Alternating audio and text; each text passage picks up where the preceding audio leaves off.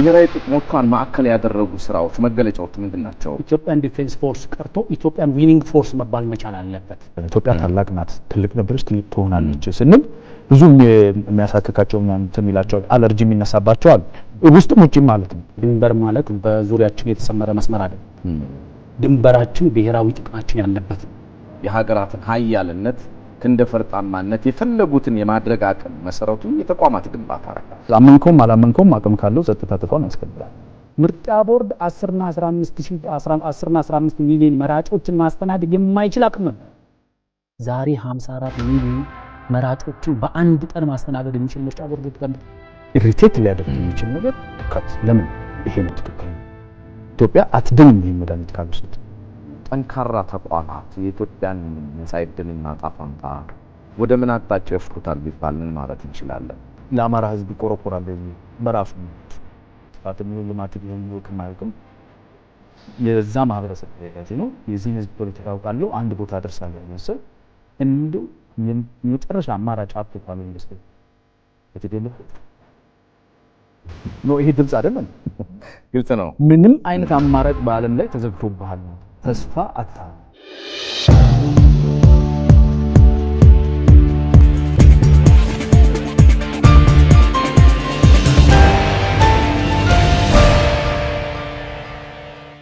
ጤና ይስጥልን የተወደዳችሁ በያላችሁበት እንደምን ቆያችሁ። የሀገር ጉዳይ የትንታኔ ፕሮግራማችን ነው ከኢትዮጵያ ቴሌቪዥን ዋናው ስቱዲዮ አሁን ጀምሯል። በተለያዩ የተቋማችን አማራጮች ልትከታተሉን ትችላላችሁ።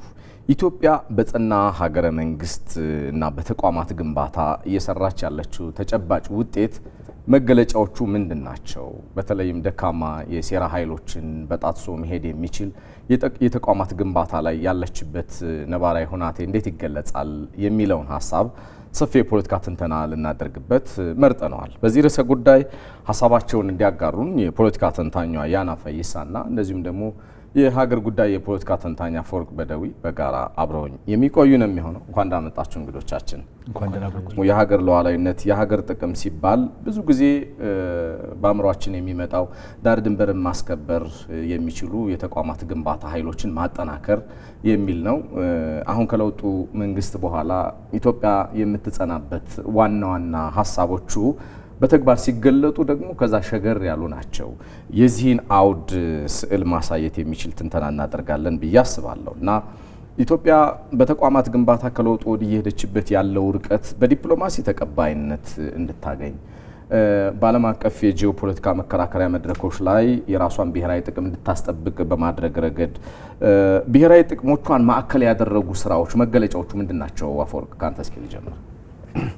እንግዲህ እንደ መገለጫ የምንወስዳቸው ተቋማት የተለያዩ ተቋማትን ማንሳት እንችላለን። ግን ወደዛ ከመሄዳችን በፊት ብዙ ጊዜ ሀገርን ዲፋይን ስናደርግ አንድ ሀገር ታላቅ ሀገር ነው የሚባለው የታላቅ ተቋማት ውጤት ነው ብዙ ጊዜ። ምክንያቱም እንደ ሀገር ብዙ ታላላቅ ሰዎች አሉት ይህ ሀገር በግለሰብ ደረጃ ካያቸው አንዳንዶቹ ላይም የኢትዮጵያ ኦልተርኔቲቭ ስሞች ናቸው እስከሚባሉ ድረስ ለምሳሌ አበበ ቢቂላ ብትል የኢትዮጵያ ሌላ ስሟ ነው የሚመስልህ።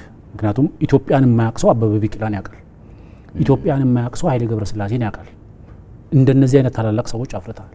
ለምሳሌ አብዲሳ አጋ ስትል በየትኛውም ዓለም ላይ ብትዞር ሮም ድረስ በስር በግዞት ሄዶ ፋሺዝምና ናዚዝምን እዛ ያሉ የውጭ ሀገር ዜጎችን አስተባብሮ በሜዳቸው መዋጋት የቻለ ታላቅ ሰው አታገኝ። ስለዚህ ኢትዮጵያ የብዙ ታላላቅ ሰዎች ሀገር ነች። ለምሳሌ ፕሮፌሰር ገቢሳ እጀታን መውሰድ ትችላለህ፣ አክሊሉ ለማ መውሰድ ትችላለህ፣ ጌታቸው ቦሎዲያን መውሰድ ትችላለህ። ሌጀንደሪ ባዮ ኬሚስት ነው የምትላቸው ሰዎች ማለት በግለሰብ ደረጃ በጣም ብዙ ታላላቅ ሰዎችን ያፈራ ሀገር ነው። ግን ሀገሩ ለምን ታላቅ ሀገር አልሆነም ስትል ታላላቅ ተቋማትን መፍጠር አልቻለም ለዘመናት። እና ይሄንን ስታይ ብዙ ጊዜ ታላላቅ ሀገራት የታላላቅ ተቋማት ውጤት ናቸው እንላለን። ተቋማትን ደግሞ ስትወስድ ለምሳሌ የተቋማት በጠቅላላ ፋውንዴሽን የትኛውም የግብርና ተቋማት ልትለው ትችላለህ፣ የፋይናንስ ተቋማት ልትለው፣ የፖለቲካ ተቋማት ልትለው ትችላለህ። የትኛውም ተቋማት መሰረታቸው የጸጥታና ደህንነት ተቋማት ናቸው። ለምሳሌ ስንዴ አምርቶ መብላት ቀላል ነገር ሊመስል ይችላል፣ ወይ ደግሞ የራስን የምግብ ዋስትና ወይም ደግሞ የምግብ ሉዓላዊነትን ማረጋገጥ ቀላል ነገር፣ ይሄ መሬት አርሶ ውሃና አፈር አቀላቅሎ አብቅሎ መብላት ያህል ቀላል ሊመስልን ይችላል። የጸጥታና የደህንነት ተቋማት ጠንካራ ካልሆኑ ይሄም ኢንተርሰፕትድ ይሆናል፣ ይደናቀፋል። ለምሳሌ አንዳንድ የኛ የታሪካዊ ጠላት የምንላት ሀገር ለምሳሌ ኢትዮጵያ ያላትን ወንዞች ተጠቅማ ዜጎቿን ከረሃብ እንዳታላቅቅ ነው የምታግድህ፣ ከጨለማ ዜጎቿን እንዳታወጣ ነው የምታግድህ። ይሄንን እነዚህ የምትገዳደርበት ሀገር በነፃነት የኢኮኖሚ የፖለቲካ ፖሊሲዎቿን እንድትቀርጽ የሚያደርጉት ተቋማት ናቸው። ከነዚህ ተቋማት ትልቁ ደግሞ ጉልበት የሚሰጥ የደህንነትና የጸጥታ ተቋማት ናቸው። ለምሳሌ አንድ ክፍለ ዘመን የተሻገረ የኢትዮጵያ የመከላከያ ሰራዊት የምትል ታሪክ አለ። የተቋም ታሪክ ከአንድ ክፍለ ዘመን በላይ የፖሊሲንግ ታሪካችን ኦልሞስት ክፍለ ዘመን የተሻገረ ነው። በዘመናት ውስጥ የመጣንበትን ስታየው በኢትዮጵያ የወታደራዊ ተቋማት ታሪክ ውስጥ አንድ ነገር አታገኝም፣ የተሸናፊነት ታሪክ አታገኝም። ሁል ጊዜ ለምሳሌ የኢትዮጵያ ዲፌንስ ፎርስ እንላለን አይደል? አሜሪካን ብትወስድ አያና የመጣበት ለምሳሌ ሴክሬታሪ ኦፍ ዲፌንስ ነበር አይደል በፊት የምትሉት፣ አሁን ወደ ምንድን ነው ዋር ዲፓርትመንት ኦፍ ዋር ተብሏል። ለኔ ሁል ጊዜ ደጋግሜ እንደምለው ኢትዮጵያን ዲፌንስ ፎርስ ቀርቶ ኢትዮጵያን ዊኒንግ ፎርስ መባል መቻል አለበት። ምክንያቱም እሱን ተሻግረናል። ኢትዮጵያ ራሷን ለመከላከል ብቻ ሳይሆን ቅድም አንተ ያነሳቸውን ብሔራዊ ጥቅሞቿን ለማስጠበቅ ከድንበራችን ባሻገር ያሉ ብዙ ጊዜ ዲፋይን ስናደርግ ድንበር ማለት በዙሪያችን የተሰመረ መስመር አይደለም። ድንበራችን ብሔራዊ ጥቅማችን ያለበት ነው። ስለዚህ እዛ ድረስ ሄዶ የኢትዮጵያን ብሔራዊ ጥቅም ማስጠበቅ በሚያስችል ደረጃ ተቋማትን እየገነባን ነው። ለዚህ ማሳያው ለምሳሌ አሁን ያለው የኢትዮጵያ መከላከያ ሰራዊት የዛሬ 7-8 ዓመት ብቻ ወደ ኋላ ሄደ ማየት ትችላለህ። 100 ምናምን ዓመት ወደ ኋላ መሄድ አይጠበቅብን። በተቋም በግለሰቦች ደረጃ በጣም ብዙ ትላልቅ የወታደራዊ ጠበብቶችን ማፍራት የቻለ ተቋም በግለሰብ በተቋም ደረጃ የዛሬ 8 ዓመት በፊት የነበረውና ዛሬ ያለውን የመከላከያ ሰራዊት ተቋሙን ስታየው ደግሞ ሰፊ ልዩነት ነው።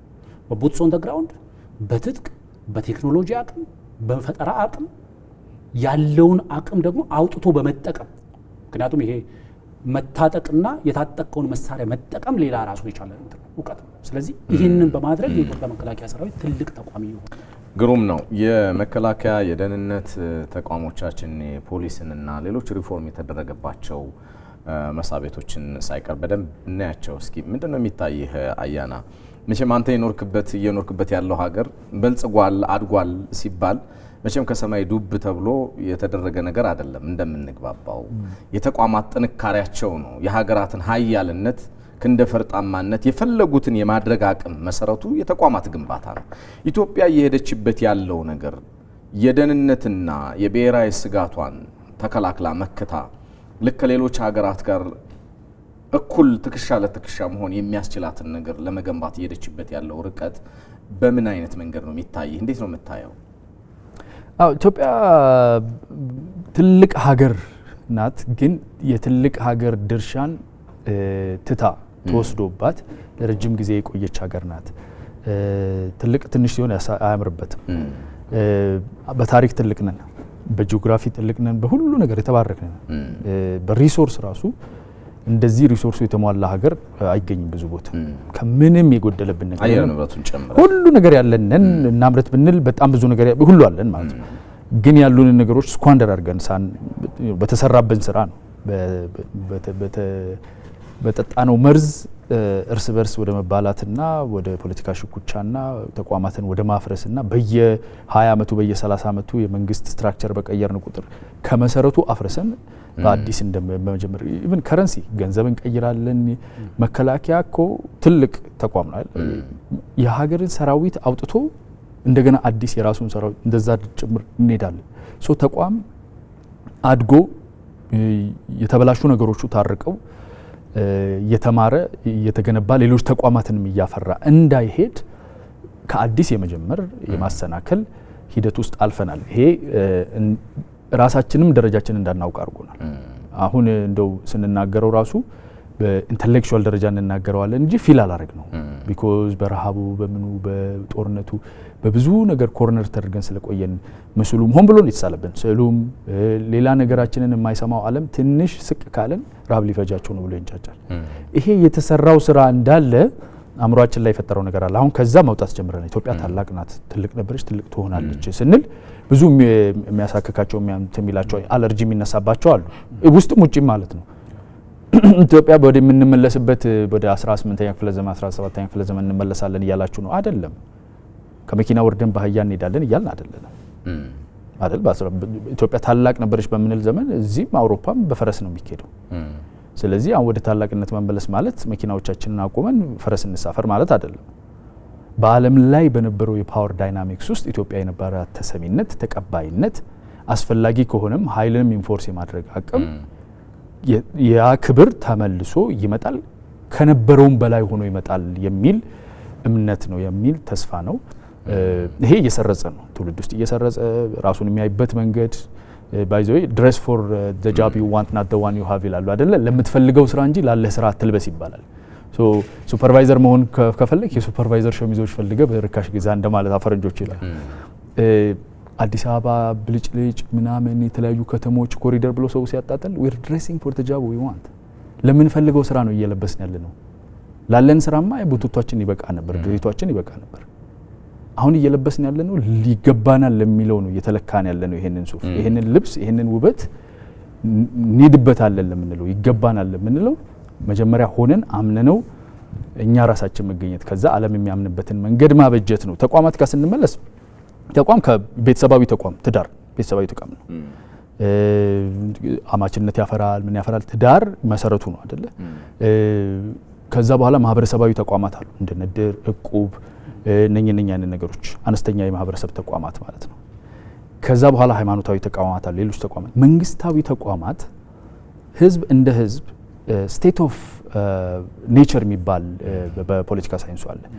ስቴት ኦፍ ኔቸር ውስጥ እንዳንኖር ወይም ደግሞ ሪግሬስ እንዳናደርግ ተዋርድ ስቴት ኦፍ ኔቸር ወይም ስቴት ኦፍ ኔቸር ማለት ሰው ሁሉ እንደፈለገው ተዘራርፎ ጉልበተኛው ጉልበት የሌለውን በድሎ ተገዳድሎ የሚኖርበት የብጥብጥና የእንትን ማለት ነው፣ መንግስት የሌለው ዓለም ማለት ነው።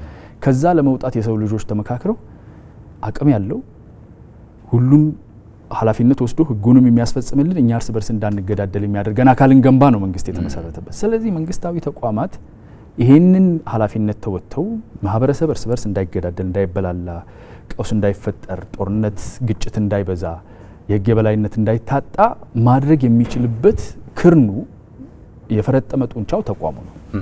አንዳንድ ጡንቻዎች ኃይል ላይ ያመዝናሉ። መናበብና ኃይል ላይ አሁን መከላከያ፣ የፖሊስ፣ የጸጥታ፣ የደህንነት ኃይላቸው አቅማቸው እና መናበባቸው በጣም አስፈላጊ ነው ከምንም ነገር በላይ። አንዳንድ ተቋማት ተአማኒነታቸው ነው ከምንም በላይ አስፈላጊ።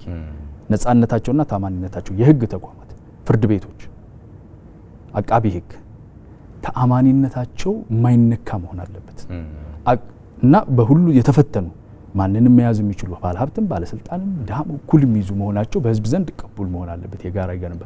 ይሄ ነው አሁን ጉለቱ ያለብን። ምክክሩ ተአማኒነታቸው ወሳኝ በሆኑ እንደ ህገ መንግስት፣ የመንግስት አስተዳደር ኤክዚኪዩቲቭ፣ እነኚህ ፍርድ ቤቶች ሌጂስሌቲቭ ምናምን የሚባለውን እንድናምን እርስ በርስ እንድንተማመን። ለዛ ነው የለውጥ መንግስት ሲመጣ የመጀመሪያ ታርጌቱ የጸጥታ ተቋማትን በተለይ መከላከያ ላይ ወሳኝ የሆነ እስካሁንም ድረስ ወደ ፓወር ኮንሶሊዴሽን እንዲገባ አቅም የፈቀደለት ያንን አስቀድሞ ማድረጉ ነው። ቢኮዝ አመንከውም አላመንከውም አቅም ካለው ጸጥታ ተቋም ያስከብራል። ፍርድ ቤት ግን መተማመን ከሌለ ፍርድ ቤቶች ጋር ችግር ይፈጠራል። ሌሎች የማህበረሰብ እምነት በጣም አፌክት የሚያደርጋቸው ቀስ ተብለው የሚሰሩ ፖለቲካችንን ሲፈታ ምክክር ሲኖር አፈጻጸም ላይ ሁላችንም ተማብረን አንዱ ሲበደል አንደኛው የማይስቅበት የጋራ ህግን የምናጠነክርበት ሂደት አሁን እየመጣ ያለ ነው። እሱ በጣም የማህበረሰብ ስነ ልቦና ምናምን ይጠይቃል፣ ጊዜ ይፈጃል፣ እየተሰራ ያለ ነው።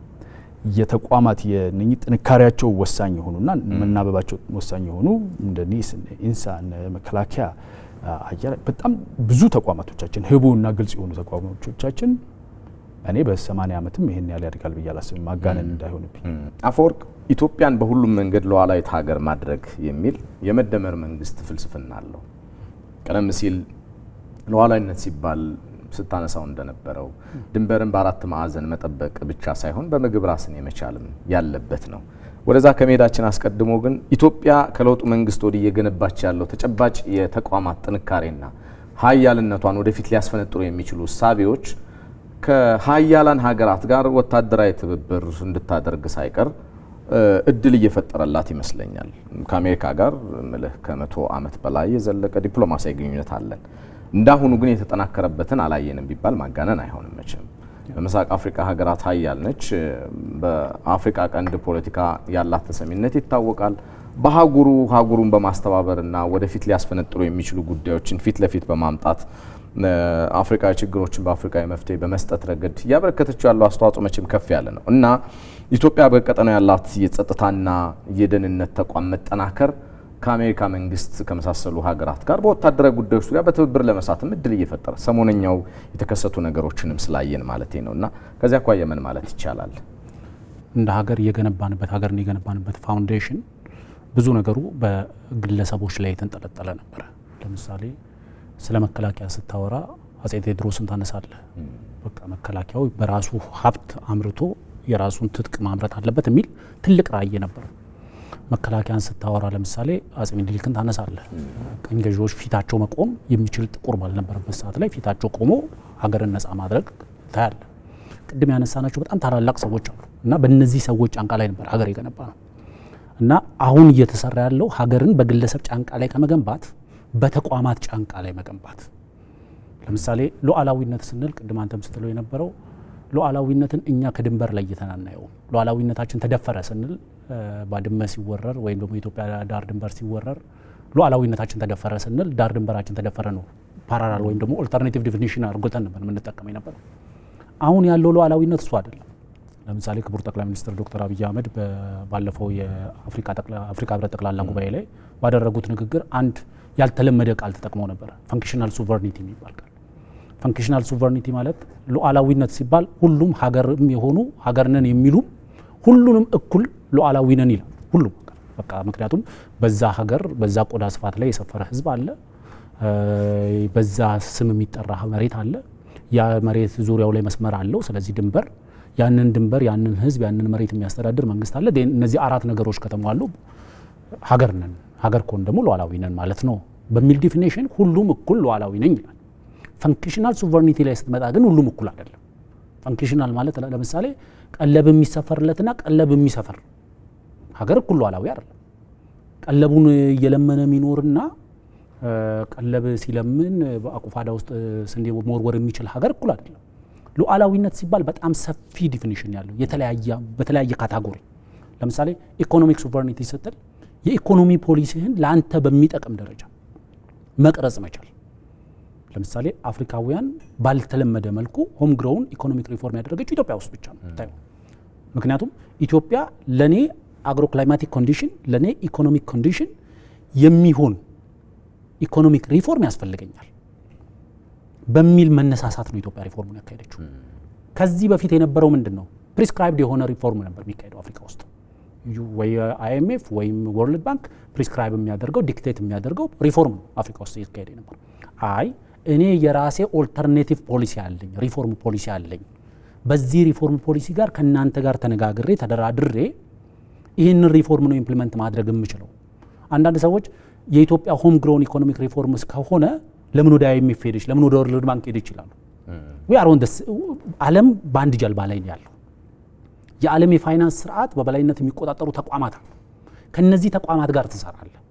የራስህን ሆም ግሮን ኢኮኖሚክ ሪፎርም ለአንተ ሀገረ መንግስት የሚጠቅምህን ያንተን ነባራዊ ችግር የሚፈታልህን ኢኮኖሚክ ሪፎርም ይዘህ ሄደህ ከነዚህ ተቋማት ጋር ተነጋግረህ አይ በዚህ በኩል ብታስተካክለው ተብሎ ሪፎርም ይካሄዳል። ይሄንን ማድረግ ኢኮኖሚክ ሱቨርኒቲ ማሳያ ነው። ፖለቲካል ሱቨርኒቲ ይባላል። ለምሳሌ የራስህን ችግር ራስ መፍታት፣ የሌሎችን ጣልቃ ገብነት መገደብ።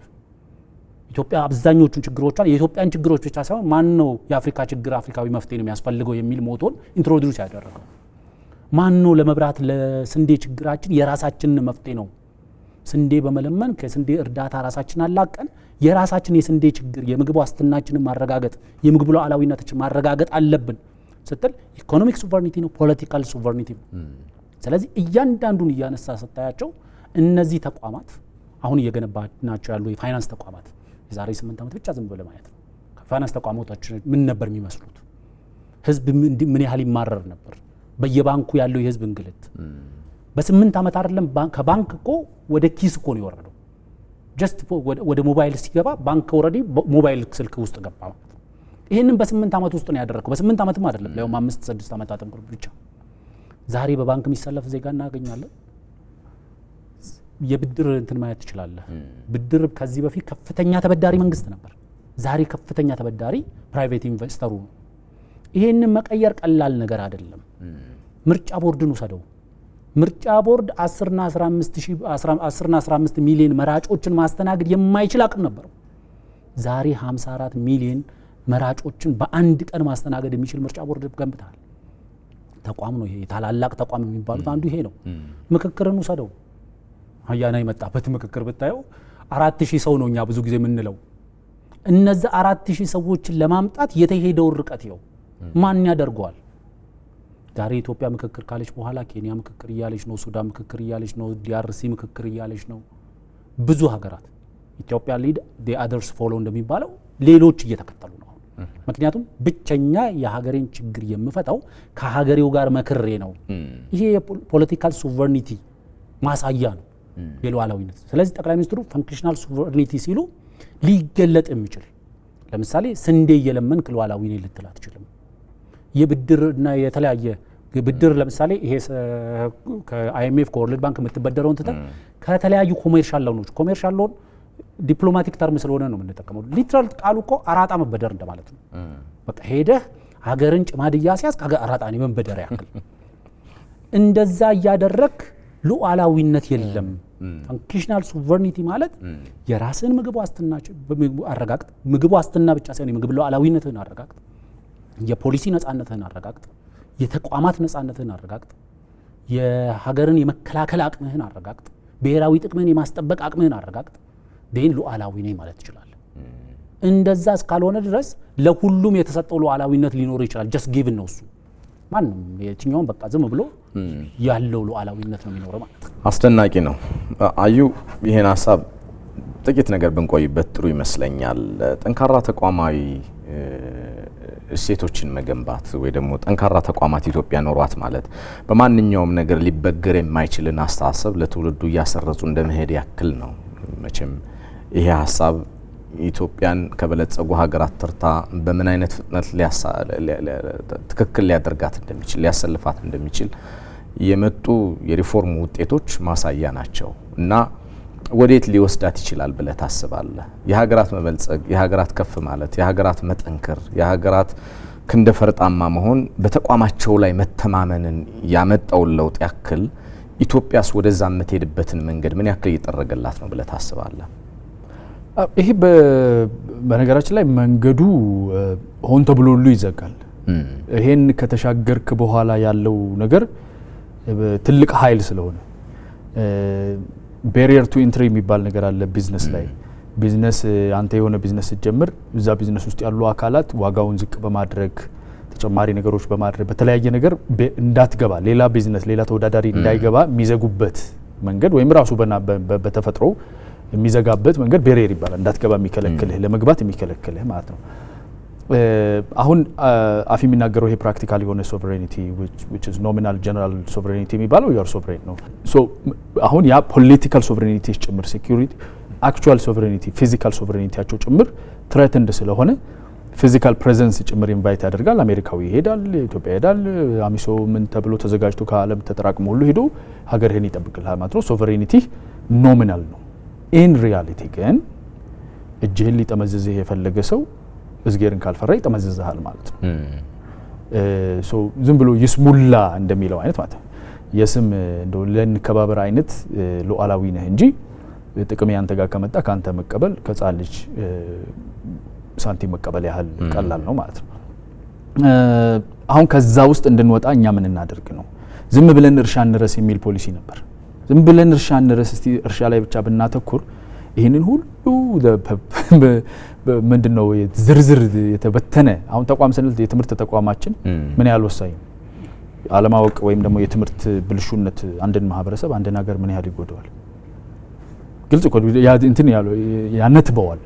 አሁን ያለው የመንግስት አመራሩ ያው ጠቅላይ ሚኒስትሩ በጣም ከሚገርመኝ ነገር መሀል ሌላው ዓለም እያየ ጸጥ ብሎ በቃ አስቲቀስ እያልን እናደርጋለን ሰባ አሳልፎ እያለ ቢኮዝ ለስልጣኑ ይፈራል። አመጽ ቢወጣብኝስ ብሎ እዚህ የተደረገው ምንድነው ነው እየነተብን ያለ ነው። ጊዜ የለንም ሽሩሩ የምንልበት ያወቀ የተማረ ብቻ ይለፍ ዝጋው ንትበት አናሳልፍም ብለ ስትቆርጥ ኢሪቴሽኑን ታስታውሳለህ። ድፍረት ይጠይቃል። ከት ለምን ይሄ ነው ትክክለኛ ኢትዮጵያ አትድንም ይሄን መድኃኒት ካልወሰድ እንደጉማለን፣ እንደግፋለን፣ ስራ እናበጃለን፣ ለነሱም ክህሎትን ስኪል እናስተምራለን። ግን የትምህርት ሲስተማችን እዚህ ጋር ይቆማል ብለህ መግታት ማለት ነው። የባህር በር አጀንዳ ፊት ለፊት ወጥተህ በ45 ደቂቃ ንግግር የዓለም አጀንዳ አድርገህ አስይዘህ መሄድ ስትችል ድፍረት ይጠይቃል። ቀጠናው ላይ ምን እንደሚፈጠር ይታወቃል። ግን ያ ድፍረት ምን ዲቪደንድ ከፈለልን ሲባል ዛሬ የኢትዮጵያ ዲፕሎማሲ ተብሎ ሲወራ ቤት ውስጥ ተዘግቶብን መውጫ የምንፈልግ እውር ድንብራችን የጠፋ ሀገር አይደለም። ብዙ በጣም ስማርት የሆኑ ሜቶዲክ የሆኑ ከስር ደግሞ ያሉ ነገሮች እየተሰሩ እንዲህ አይነት ድፍረት አድርገህ ወደፊት ሄደህ ካልገታኸው በስተቀር አንድ ተቋም አይደለም። ትምህርት ቤት ተቋም፣ ትምህርት ተቋማት የመንግስት ትልቁ ተቋም ነው። እሱ ላይ የተሰራው ነው አንድ ነገር ያሳየው። ሶቨሬኒቲ ቅድም ሲያወራ ነበር። ዴታ ሶቨሬኒቲ የሚባል ነገር አለ። በጣም ትንሽ ነገር ነው የሚመስለው። ዴታ ሶቨሬኒቲ በጣም ክሪቲካል። አሁን እየሄድንበት ያለ ነው ዓለም ላይ ድንበርህ ተወሮ ባንክህ ተወስዶ ትምህርት ቤት ተወስዶ እንደማለት ነው። ዴታ ተወሰደ ማለት ነው። ዴታ ኢዝ ኤቭሪቲንግ፣ ዴታ ኢዝ ጎልድ። ዴታ ሶቨሬኒቲ አቴን ማድረግ እንችላለን፣ እሱ ላይ እንስራ ስትል እንደ አንድ ኢስት አፍሪካን ሰብሳሃራን ሀገር እኮ ቪዥነሪ ነህ፣ እንደ ሀገር ቪዥነሪ ነህ ማለት ነው። ቢኮዝ አይቀሬ ነው። ልክ ኤሌክትሪሲቲ እንዳልቀረው፣ አውቶሞቢል እንዳልቀረው፣ ኢንተርኔት እንዳልቀረው የኤአይ ዘመን አይቀሬ ነው። የዴታ ፕሬቫለንስ አይቀሬ ነው። ይሄንን እናድርግ። ዲጂታል ሶቨሬኒቲ ገና ነን፣ ግን ለሱ ምን እንስራ? ለሱ ምን ያስፈልገናል? በንጥረ ነገር ደረጃ፣ በማምረት ደረጃ ሰዎች በመፍጠር እስቲ 5 ሚሊዮን ታርጌት አድርገን 1 ሚሊዮን እንኳን ጥርት ያለ ፓይቶን ሲ+ ኮድ በደንብ ማድረግ የሚችል ብናደርግ 100 ዩኒኮርን የሚባሉ ነገሮች አሉ በአይቲ ዓለም ላይ። አንድ ሰው ዩኒኮርን ነው ከተባለ ኖርማሊ የማይችላቸው ነገር የሌላቸው አሉ። እኔ በህይወቴ አንድ ሰው ነው ዩኒኮርን ሊባል የሚችል አሜሪካ ውስጥ ያጋጠመኝ አለቃዬ ነበር። ሰው ኮድ ያደርጋል፣ ምን ያደርጋል፣ ዴታ የሚሰጥ ምንም የማያደርገው ነገር ነው። ፓይፕላይንም እንትን ያደርግልሃል። ከላይ እስከ ታች ያለውን የስራ ሂደት ውስጥ ማንኛውንም ነገር በከፍተኛ ብቃት ማድረግ የሚችሉ ጂኒየስ የሆኑ የሚያስተምሩ እንደነሱ አይነት ሰው የሚፈጥሩ ሰዎች አሉ። እንደነሱ አይነት በጣት የሚቆጠሩ እንኳን ካፈራ ነገ እነኚህ ሰዎች አዲስ ኢኖቬሽን የሚሰሩ እንደነሱ አይነት ሰው የሚፈጥሩ ናቸው። እንግዲህ ለ5 ሚሊዮን ሄደን 1 ሚሊዮን ደና ኮደር ከዛ ደግሞ ወረድ ብለን 110 ትልልቅ ዓለም ላይ ለውጥ የሚያመጡ የዛሬ 20 ዓመት 30 ዓመት እነ ኢላን ማስክን እነ ጆብስን የሚያክሉ ሰዎች ኢትዮጵያ ካፈራች እኛ የምናስባት እየለበስንለት ያለ ነው ያልኩ ስራ ነገ የምንፈልጋት ኢትዮጵያ እዚህ በየመንደሩ አይደለም። አፍሪካን ይዛ 1.4 ቢሊዮን ህዝብ ይዛ ወደፊት የምትወነጨፍ ሀገር አለች ኢትዮጵያ ማለት ነው። የ2063 የዩኒቲ የአንድ አፍሪካን አንድ ላይ የማድረግ የመሰብሰብ ሀሳብ ቀንዲል ፊት ለፊት የሚሄደው ማለት ኢትዮጵያ እኮ ነው። ስለ ኢንቲግሬሽን ኢንተርናሊ እየሰራን ነው፣ ማህበረሰቦች ላይ እየሰራን ነው። ከሌሎች ሀገሮች ጋር ይሄንን እያሰፋን ያለ ቀንደኛ ነን፣ ፊት ለፊት ነን ያለነው። በዓለም ደረጃ የፓሪሱን አኮርድ የኮፕን አግሪመንቶች የአየር እንትንን ነጋዊ የሆነ ተሻጋሪ የሆነ ስራ የሚሰራ ሀገር ከኢትዮጵያ በላይ ማለት በቢሊየን ዛፍ የሚተክል ባሶቹን ጠቅላላ ወደ ኤሌክትሪክ እየቀየረ ያለ ናቹራል ክሊን ኤነርጂ ብቻ ከግራም ከቀኝም የሚያማምጭ ሶ በእነዚህ በአንድ በሁለት አይደለም፣ እርሻ ብቻ እንሰራለን አይደለም፣ በብዙ መንገዶች ነው የተጣሰው ድንበራችን። በዴታው ሊጣስ ይችላል፣ ለወደፊት እንዳይጣስ እንዝጋ፣ በቴክ እንዳይጣስብን እንስራ። የፖለቲካል የኢኮኖሚክ የዴታ እነኚህን አይነት ሶቨሬኒቲዎች እነኚህን አይነት ሉዓላዊነቶች ግን አንዴ ከተጣሱ ለማውጣት በጣም አስቸጋሪ ነው።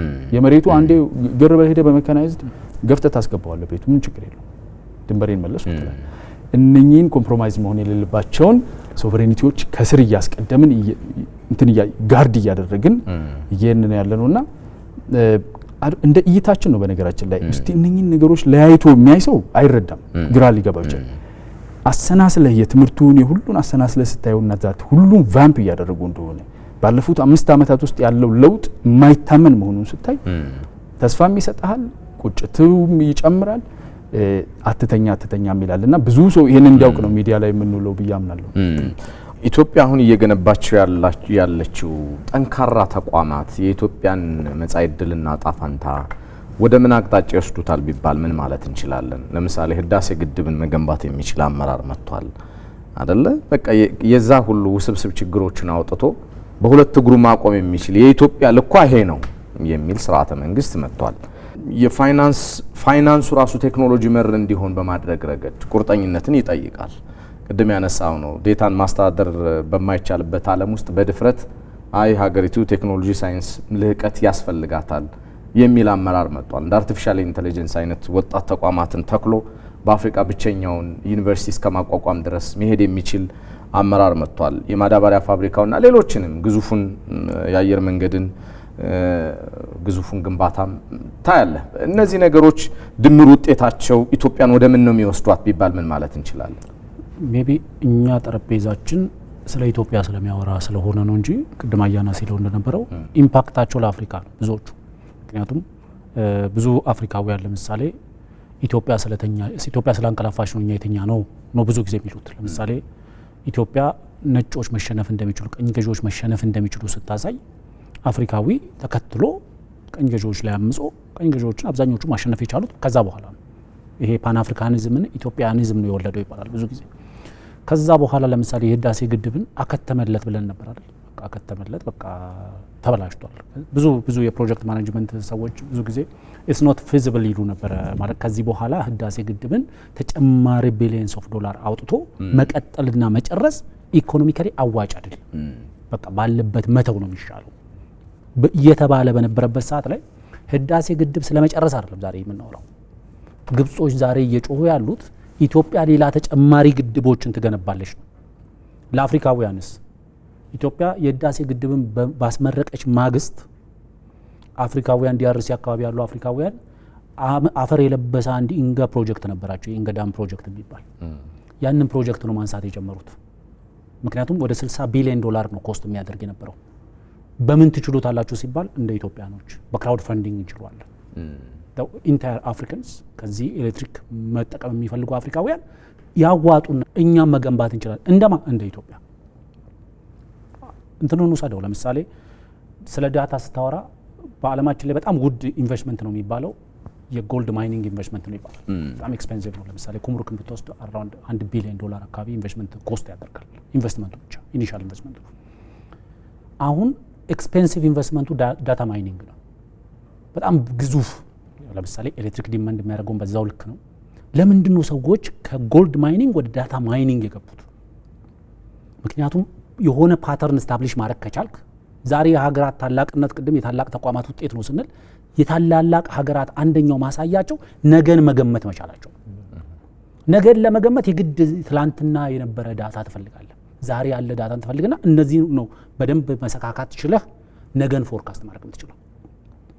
ዛሬ ለአንዳንድ ኢትዮጵያዊ ይሄ ቅንጦት ሊመስለው ይችላል። ለምሳሌ ኢኮኖሚክሱ ላይ ስትመጣ ፋይናንስ ተቋማት ላይ የሰራ ነው ምናምን ቶና የኢትዮጵያ መንግስት $1 እና 1 ብር እኩል ነው ለማለት ምን የሚያግደው ነገር አለ? እውነቱን ለመናገር ናቅፋ 15 $1 15 ናቅፋ ነው ይላል እኮ የሻዕቢያ ሰውዬ። ማለት ትችላለህ እኮ $1 1 ብር ነው ማለት ትችላለህ። ኢኮኖሚክ ኮንሲኩዌንሱን ተቀብለህ ድህነትን መርጠ መኖር ከፈለክ ለብርህ የሚጠበቅብህ ምንድነው? ለብርህ የረባ ከዘራ መስጠት ነው። የሚቆምበት የፖለቲካ ከዘራ ስጠው። ከዛ 50 ብርም ነው 30 ብርም ነው ማለት ትችላለህ። ብር ማለት ኢኮኖሚክ ቱል ነው። ስለዚህ እጣፈንታውን ኢኮኖሚው ይወስነው ብለህ መወሰን በራሱ ቅድም አያና ሲለው እንደነበረው ትልቅ ፖለቲካል ሪስክ መውሰድ ነው። እኛ ኢትዮጵያውያን ምንድነው የምንፈልገው? ሁል ጊዜ ዛሬ ኑሮ እንዲቀልልን። ለምሳሌ ድጎማ ብድር ምናምን ተወስዶም ቢሆን ኑሮን ዛሬ ማቅለል በማን ኤክስፔንስ? በቀጣዩ ጄኔሬሽን የልጆቻችን የነገ ተስፋ እያቀጨጭን የእዳና የብድር ክምር እየተውንላቸው ዛሬ ኑሮ ማቅለል ነው። እንደዛ እናደርግም። ተበድረን ተለቅተን እንትን እያደረግን ለልጆቻችን የእዳ ሸክም ከምንተው ያለን አማራጭ ጨከን ብለን ዛሬ መከፈል ያለበትን ዋጋ ከፍለን ወደፊት እንሂድ። ለምሳሌ እንዴት ነው በመቶ ቢሊዮኖች ታክስ ይሰበስብ የነበረ ሀገር እንዴት ነው ወደ 1.5 ትሪሊዮን ብር መሰብሰብ የቻለው? ይሄ እኮ ፖለቲካል ጭካኔ ይፈልጋል። አንዳንዴ መጨከን ይፈልጋል። ይሄ ጭካኔ ደግሞ ኮንሲኩዌንስ አለው። ኮሮጆ ጋር ትመጣለህ፣ ሳትወድ በግድ በየ5 ዓመቱ ትመጣለህ። ነጋዴው አርቆ ማሰብ ባይችል ኖሮ ይሄማ ግብር የጨመረብኝ መንግስት ነው፣ ወጣቱ አርቆ ባያስብ ኖሮ 93% የጣለኝ ነው። ለምንድን ነው? ለምሳሌ አሁን ያለው መንግስት ሲመረጥ የተመረጠው ህዝባችን አርቆ ማሰብ ጀምሯል። ቢያንስ ወጣቶቻችን አርቀው ማሰብ ጀምሯል።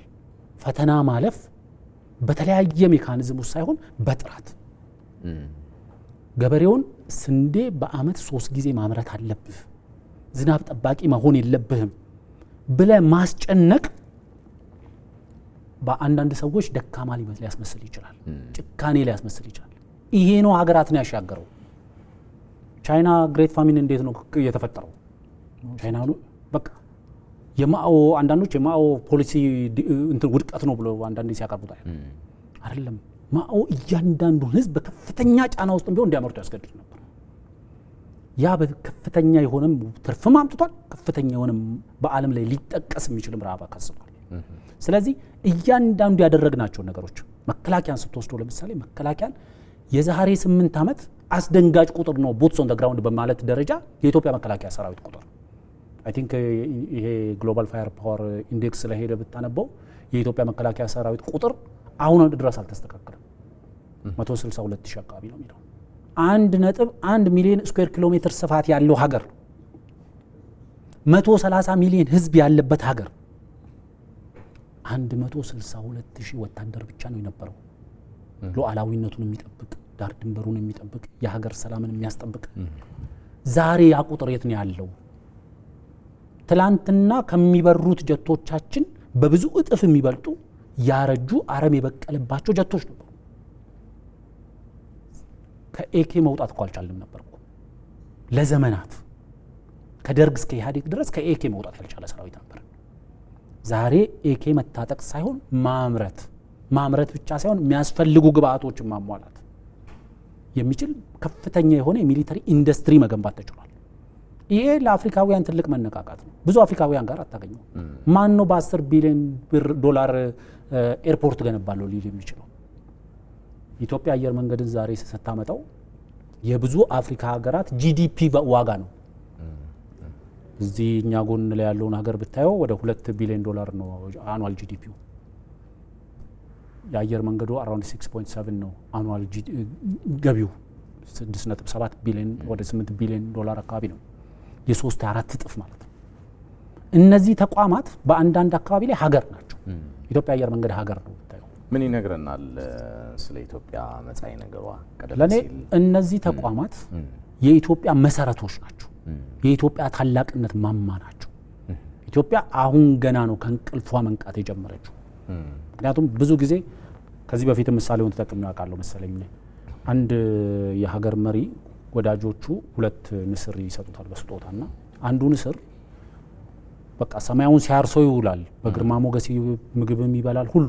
አንደኛው ደግሞ ቅርንጫፉ ላይ ወጥቶ ቁጭ ነው የሚለው እና ንጉሱ ይለምናል፣ ብዙ አዋቂዎችን ይጠራል፣ ያሳያል። አረ ይሄን ንስር የምታረጉ ነው አትናርጉና ይብረር። ምንም የለም። ግን አንድ የሰፈሩ ገበሬ ይመጣና የዛፉን ቅርንጫፍ ይቆርጣል። እሱ ንስሩ ሄዶ ሁሉ የሚቀመጥበትን ቅርንጫፍ። ከዛ በኋላ ያ ንስር መብረር ጀመረ እና ንጉሱ ይጠራውና ምንድን ያደረግከው ሲለው አረ እኔ ምንም አላደረኩም፣ ቅርንጫፉን ብቻ ነው የቆረጥኩት። ኢትዮጵያ አሁን ያንቀላፋችበትን ቅርንጫፍ ነው የቆረጠችው ብዬ ነው የማስበው። ያንቀላፋንበትን ቅርንጫፍ ቆርጠናል። ከዚህ በኋላ ያለን አማራጭ 2 ነው፣ መብረር ወይ መፈጥፈጥ። ስለዚህ አሁን የሚያሳዩ እነዚህ ቅድም የዘረዘርናቸው ተቋሞች የሚያሳዩን ኢትዮጵያ እየበረረች እንደሆነ በብዙ መስፈርቶች ማየት ትችላለህ። በአይኤምኤፍ ሪፖርት ውስጥ ኢኮኖሚው ምን ያህል ውጤታማ እየሆነ እንደመጣ ታያለህ። በዓለም በቀጠናችን ላይ ለምሳሌ በመከላከያ ሰራዊታችን ላይ ቅድም ስታነሳው የነበረው ብዙ ሀገራት በእኛ ቀጠና ላይ ኢንተረስት አላቸው። አሜሪካም፣ ራሽያም፣ ቻይናም የተለያዩ በዓለም ላይ በጣም ጥቂት ሀገሮች ናቸው እነዚህ ሁሉ ተጻራሪ የሆኑ ሀገራትን ጭምር በተለያየ መንገድ አድሬስ ማድረግ መቻል። ኢትዮጵያ ጠንካራ ሚሊተሪም ኢኮኖሚክም ሪሌሽንሺፕ ከቻይናም ከራሽያም ከአሜሪካም ከፈረንሳይም ከጀርመንም ጋር ስታብሊሽ ማድረግ ትችላለች።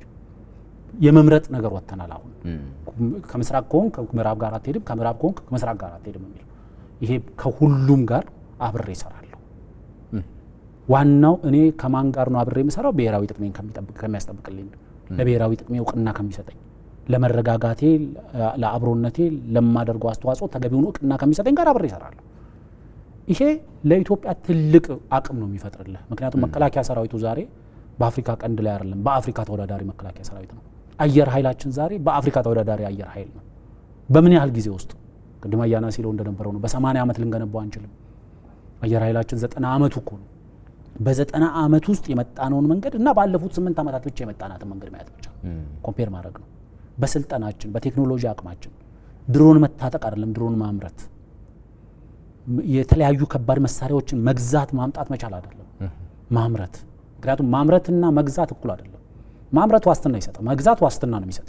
ማምረት ሉዓላዊነት ነው የሚሰጥ። ፉድ ሶቨርኒቲ ኤንድ ፉድ ሴኩሪቲ መካከል ያለው ዲፈረንስ ለምሳሌ ፉድ ሴኩሪቲ ስትል ኪስክ ነው ዋናው ነገር የሚወስነው። ገንዘብ ካለ የምግብ ዋስትናን ታረጋግጣለህ። መካከለኛው ምስራቅ አካባቢ ያሉ ሀገራት በቂ ገንዘብ አላቸው፣ ስለዚህ ምግባቸውን መግዛት ይችላሉ፣ የምግብ ዋስትና ማረጋገጥ ይችላሉ። ምግብ ሉዓላዊነት ማረጋገጥ ማለት ደግሞ በአንተ ግዛት ውስጥ ለህዝብ የሚሆን በቂ ምግብ ማምረት፣ እሱ የምግብ ሉዓላዊነትን ይሰጣል። ድንቅ ነው።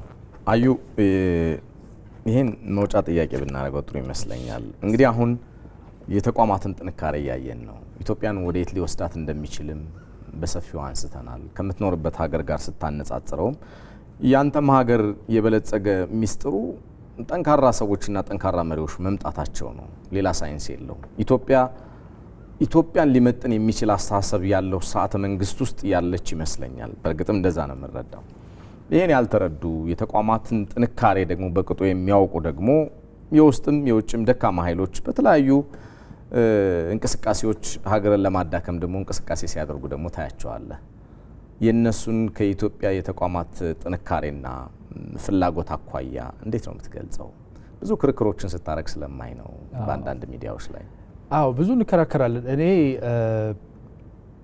ይሄ ቅድም ያነሳ ነው። ለምንድን ነው አንደኛው ሄዶ ሌላኛው ሲመጣ በስልጣን ተዋረዱ? ሲጀመርም ስልጣንን በጤነኛ መንገድ መለዋወጥም እስካሁን አልለመድም። ግን ደግሞ እንደው ጤነኛም አይሁንና ሲቆናጠጥና ሀገረ መንግስትን የማስተዳደር እጣ ፈንታው ሲደርሰው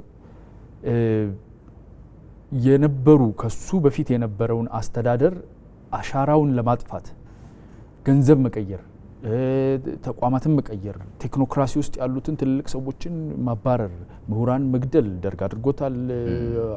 በንጉሱ ጊዜ ኢህአዴግ የማሳደድ እና ይስፋልኝ እኔ መጥቻለሁ ለኔ የሚመቸኝና ለኔ የሚሆነኝን ነገር ሴት አደርጋለሁ፣ አሁን ስልጣን የተገኘች እጠቀማታለሁ የሚል አቲቲዩድ ነው ያለው። ራሱ አስተዳደር ፐብሊክ አድሚኒስትሬሽን ገቨርናንስ ምንድን ነው የሚለው አስተሳሰብ ችግር አለብን እንደ ማህበረሰብ። ከስብራቶቻችን ይሄ ለአላይ ስብራቶች ከሚባሉ ወይም ደግሞ ከፍተኛ አስተሳሰብ የስነ ልቦና የውቅር ስብራቶች ከሚባሉት ማህበረሰብ ውስጥ ድረስ ሰርጸው የሚታዩ ችግሮቻችን መሀል አንዱ ይሄ ነው። ሲሾም ያልበላ ሲሻር ይቆጨዋል። ሹመት ብፌ ነው። ሹመት ወጥ የሆነ አይነት ፉድ ኮንሰምፕሽን ነው። ከዛ ማይንድ ሴት ወጥቶ መስዋዕትነት ነው።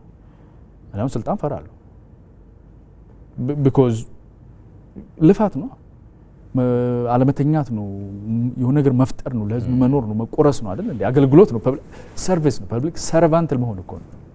ክብር ነው፣ ትልቅ ክብር ነው። አላማ ነው፣ ትልቅ አላማ ነው። ኖሮ ሞተ ካልተባለ አይቀር ሰው ልጅ ትልቅ ነገር ነው፣ የሚወደድ ነገር ነው። ግን ደግሞ አሁን ያለኝን ላይ አታገኘውም። ገብተዋል። በፈለክ ተኝተህ በፈለክ ተነስተህ ሰዎቹ እኮ ጥሩ በልቶ ጥሩ ጠጥቶ ማዲያት የሚያወጡት ወደው አይደለም። እኛም ሀገር ነው ኦባማ ለግላጋ ወጣት አስገብተን ትልቅ አዛውንት ሰውዬን የተረከብነው በ8 ዓመት ውስጥ። ይሄንን የሚያደርግ የአገልግሎት የመሰጠት የመሰዋት ጭቃ መንካት ወጥቶ የመልፋት ነው ወይ ስልጣን በእሳቤው ደረጃ እንደዛ ነው ወይ ያየ ነው? እንደዛ ሲደረግ አይተናል ወይ? ወይስ በቃ አገኘዎች ስልጣንዬ አሁን ይሄንን ሊያበላሽ የሚችል ነገር እንዳለ አጥፉ፣ ዋናው ይሄንን እንከላከል፣ እቺን ቦታ ብቻ እንዳንለቅ፣ ሌላው እንደ ፍጥር ጥሩ ይሁን የሚል አቲቲዩድ የፈጠረው ነው እንጂ ዋናው የስልጣን አላማው ራሱ ሀገር ናት፣ ህዝብ ነው፣ ከፍ ማድረግ ነው፣ አላማ ቪዥን ነው የሚል አቲቲዩድ ቢኖር አንደኛ አንተ የሰራው ነገር ትንሽም እንኳን ጥሩ ብትኖራት ላንተ ብዬ ሳይሆን ሀገር ስለሆነች ዛሬ እንደገና ሪስታርት ማድረግ አልፈልግም ሀገር። ተገንጣዮች አሁን የሚያሳዝኑኝ ሌላ ኢንተርቪው ነበረኝና በጣም አንጀቴን የሚበሉኝ ብራንድ ኒው ሀገር እኮ ነው ሊከፍቱ የሚፈልጉት ተገንጣይ ማለት አስበው።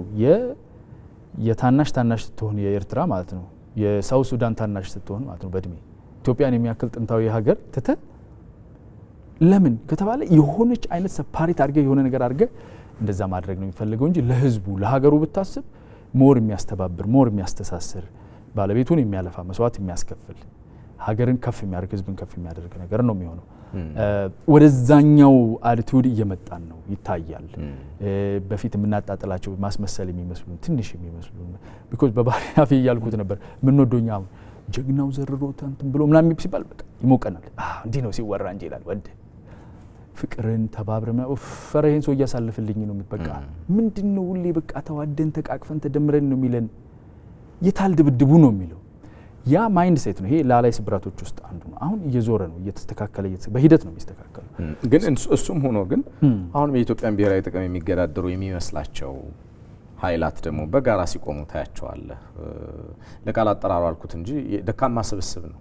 ምን እንዳገናኛቸው የማይታወቅ ማለት አንዱ ካንዱ ለግድያ ሲፈላለግ የነበር ኃይል ዛሬ ኢትዮጵያ እየጠነከረች ስትመጣ ህዝቡ በጋራ መቆም ሲጀምር እንዴ በአንድ ትንፋሽ 54 ሚሊዮን ህዝብ ወጥቶ ድምጽ የሚሰጥበት ሀገር ላይ በአንድ ትንፋሽ ጥሪ በቢሊየን የሚቆጠር ችግኝ የሚተክል ሚሊየን የሆነ ህዝብ የሚወጣበት ሀገር ላይ የደካማዎች ኃይል ኢትዮጵያን ይነቀንቃታል ብሎ ማሰብ ይቻል ይሆን? እሱ እንድታወራለህ። እሱ አይሞከር። ይሄ በነገራችን ላይ የነሱ አዶ ነው። አየህ እየጠየከኝ ራሱ ስለነሱ ማውራት አልፈለኩ። ሰው ወዶ እንዲሆናል ወይ ሲጀምር ይሄ በጣም አስፈላጊ ነገር በጣም ትልቅ ጥያቄ ነው። ሰው አንድ ለአማራ ህዝብ ቆረቆራለሁ የሚል በራሱ መንገድ ጥፋት የሚሆን ልማት የሚሆን ይወቅም አይወቅም የዛ ማህበረሰብ ተወላጅ ሆኖ የዚህን ህዝብ ፖለቲካ አውቃለሁ አንድ ቦታ አደርሳለሁ የሚል ሰው እንደው የመጨረሻ አማራጭ አጥቶ ካልሆነ በስተቀር ከቲፒኤልኤፍ ጋር ይሰራል ነው። ይሄ ግልጽ አይደል እንዴ? ግልጽ ነው። ምንም አይነት አማራጭ በአለም ላይ ተዘግቶብሃል ማለት ነው። ተስፋ አጥተሃል ማለት ነው። ያለፈው 3 አመት ፍጹም ተስፋ እንደሌለ ያረጋገጥክበት ነበር። ከዚህ ተስፋ መቁረጥ የተነሳ አርች ነመሰስ ማንነትህ ራሱ ጥፋት እንደሆነ አምኖ ማህበረሰብ አሳምኖ አዝምቶ ጠላት እንደሆንክ ሲሰራብህ የኖረ ሀገርህን ሊያፈርስ ሰርቶ የመጣ አንተን ደግሞ የዛ ፕሮፓጋንዳና ትርክት መሃል አድርጎ የኢትዮጵያ ህዝብ ጠላት እንደሆንክ ስሎ የሰራብህን አካል የትግል አጋሬ ነው ስትል ከጭንቅ ነው የችግር ነው እንደዚህ ያን ነገር የሚፈጥረው። አሁን በተራ ነው የመኮሩት። መጀመሪያ ላይ ኦላዎቹ ነበሩ የሄዱት፣ ከዛ ቲፒኤልኤፎቹ ሄዱ፣ ከዛ በኋላ ፋኖቹ ሄዱ። ያው ዋና አቀነባባሪው እንትኑን እናውቀዋለን፣ ሃይራርኪውን እናውቀዋለን። ግብጽ ነው ባለቤት። ከዛ በኋላ ሁለት ሱፐርቫይዘሮች አሉት። ስቴት ፕሮክሲዎች ናቸው፣ ቡርሃንና ኢሳያስ ናቸው። ስቴት እጃቸው ላይ ያለ ናቸው፣ ፕሮክሲዎች ናቸው። የግብጽ ሲፈጠርም በተለይ ኢሳያስ እንደ ሀገርም የመሰራቱ ሂደት ውስጥ የፕሮክሲነት አላማ ለማስፈጸሚያ የተሰራ ነው። ለዛ ነው ኢትዮጵያን የመዝጋት የመከፋፈል የምናምን ብዙ ነገር ሲሰራ የኖረው ለዛ ነው። ሶ ፕሮክሲ ናቸው ቡርሃንና እንትና። እነዚህ ሁለቱ ፕሮክሲዎች በቀጥታ ከቲፒኤልኤፍ ጋር የረጅም ጊዜ ትስስር አላቸው። ከሻዕቢያ ጋር ያለው ቲሞልቹስ ነው፣ ኦን ኤንድ ኦፍ ነው። ሲጀመሩ ግን ኢትዮጵያን የማፍረስ አላማ ውስጥ አብረው ይሰሩ ናቸው መለስና ኢሳያስ። ሶ ተመልሶ ጠላትነታቸው ያ ሁሉ ፈርሶ እነኚህ ተዋህዱ ከሱዳን ጋር ረጅም ጊዜ ግንኙነት አላቸው። ሰው ውስጣዊ ሱፐርቫይዘር ቲፒኤልኤፍ ነው። የውጭ ስቴት ሁለተኛው ቲር ቡርሃንና ኢሳያስ ናቸው። ከላይ ግብጽ ነው። የውጭ ይሄ ሚድል ፓወሮች ያላቸው ኢንትረስት ሱፐር ፓወሮች ያላቸው ኢንትረስት ያው መተው ነው ያለብን ቢኮዝ እሱ ላይክ እንደ አየር ማለት እንደ ኤሌክትሪሲቲ ያው አለ ኮንቴኒንግ ኤቭሪቲንግ። ዳይሬክት ኢንቮልቭመንት ግን እንደዚህ ነው። ኢትዮጵያ ውስጥ ሲገባ ሱፐርቫይዘር ቲፒኤልኤፍ ነው። እዚህ የጽምዶ ብጥብጦ ምናምን የሚባለው ትርምክምክ ከዛ በታች እግረኛ ነው። ኦላ እግረኛ ሰራዊት ነው። የራሱን ሰፈር እንዲያቃጥል፣ የራሱን እናቶች እንዲገድል፣ የራሱን ጎጆ ቤት እንዲያቃጥል፣ ስንዴው እንዲያቃጥል እግረኛ ነው። ሰፈሩን ነው የራሱን ቤት ነው የራሱን ዘመዶች እንዲያርድ ነው የተጠራው። ፋኖ እግረኛ ነው። ሶማሊያ ውስጥ ደግሞ ሶማሊ ውስጥ ክልል ውስጥ ማለ አይ ቲንክ ጋዲ ምናምን የሚባሉ ምናምን እነኚህ በትንሹ ዝኪኒና ቁርስ ይሰፈርላቸዋል። መሳሪያ ሰጥቷቸው የራሳቸውን ሰፈር የሚያቃጥሉ እግረኛ ሰራዊት ናቸው። እነሱ ያው ታች ናቸው። የሚበላም ሲቀርብ አይበሉም። እነሱ ፍርፋሪ ነው የሚቀርብልን። የራሳቸውን ሰፈር የሚያቃጥሉ ገለጻው ነው ድጅዋል። አፊ አንድ 30 ሰከንድ እንውሰድ። ምን ይታያል አሁን ባነሳሁት ነገር? ለኔ አሁን ባለንበት ቀጠና ላይ ኢትዮጵያን የሚገዳደሩ የሚመስላቸው ስላሉ ነው ማለት ይሄ በየዋህነትን ተረድተውም ሳይረዱት ነው። አሁን ያሉበትን ዲስፕሬሽን በቀላሉ ለማስቀመጥ የድመቱና የአይጦቹ ታሪክ ነው የሚመጣው እዚህ ጋር። በቃ አይጦቹ መከራቸውን ያበላ ድመት አለ።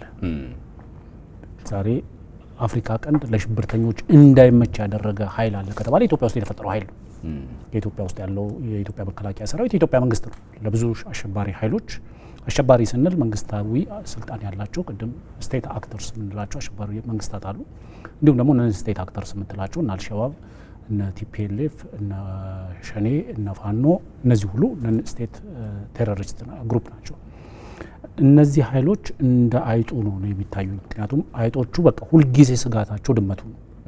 ስለዚህ መክረው ያመጡት አማራጭ ምንድነው? ድመቱ ምንም ማድረግ ስለማንችል ሲመጣ አትሊስት እንዲነግረን አንገቱ ላይ ቃጭል እንሰል የሚል መፍትሄ ያመጣሉና የዘነጉት ነገር ግን ከመሀላቸው አንድ የረባ አይጥ የጠየቀው ምንድነው? ማን ደፋር ነው እዛ አንገት ላይ ቃጭሉን የሚያስረው ነው ያለው። ስለዚህ የትኛው ቃጭል ነው አሁን ማን ደፋር መጥቶ ያስረዋል የሚለው ነው ለኔ የሚያሳየውና የኢትዮጵያን ብሔራዊ ደህንነት ወይም ደግሞ ብሔራዊ ጥቅም አደጋ ላይ መጣል የሚቻል ብቻ ሳይሆን የሚታሰብም አይደለም ለኔ። አስደናቂ ነው። የተወደዳችሁ ኢትዮጵያ የጸና ስርዓተ መንግስት ለመገንባት ያመቻት ዘንድ ነገዋ የሰመረ ይሆን ዘንድ በተቋማት ግንባታ ላይ አበክራ እየሰራች ትገኛለች። መገለጫዎቹ በተለይ እልፍ የሆኑ ብሔራዊ ጥቅሞቿን በዓለም አደባባይ ለማስጠበቅና ሰላሟ የተረጋገጠ ኢትዮጵያን ለመፍጠር ምንድናቸው ስንል አንስተን ሰፊ ውይይት ያደረግንበት ተወዳጁ የሀገር ጉዳይ የፖለቲካ ትንታኔ ቆይታችን ይህንን ይመስል ነበረ። አያና ፈይሳ በዛሬው የዚህ ርዕሰ ጉዳይ ዙሪያ ሰፊ ሀሳቦችን ያጋራን፣ እናመሰግናለን። እንደዚሁም ባልደረባ አፈወርቅ በደዊ የፖለቲካ ተንታኞቻችን በጣም ነው ማመሰግን። ለጊዜያችሁም አብዝቼ ነው ማመሰግነው። እኔ ሰለሞን ኃይለ ኢየሱስ ነኝ። የተወደዳችሁ በያላችሁበት ሰናይ ጊዜ ይሁን።